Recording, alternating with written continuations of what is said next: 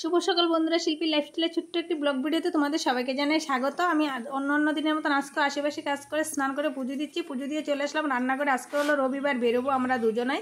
তো এদিকে ভাত বসিয়ে দিয়েছি আর রান্না করবো একদম সিম্পল, উচ্ছে আলু ভাজি করব আর নিরামিষ সবজি করব আর পুঁই পাতার বড়া করব, কারণ আর ডাল আছে কালকের। আর আমাদের ঘরে তো একদমই সবজি খাওয়া হয় না, কারণ তোমাদের দাদাভাই কেউ সবজি খায় না, ছেলে মেয়ে একদমই সবজি খায় না। তো যাই হোক, সবজিটা আমার পছন্দ হয়।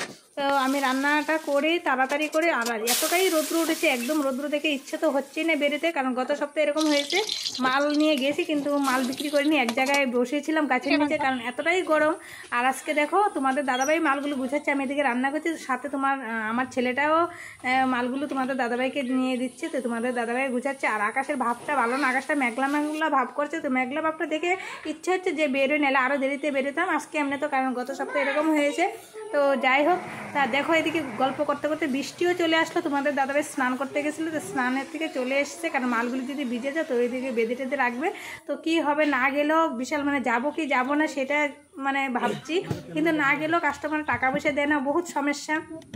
তো যাই হোক, ঠাকুরের নাম নিয়ে যাচ্ছি, যেতে থাকি কতটুকু কী হয়।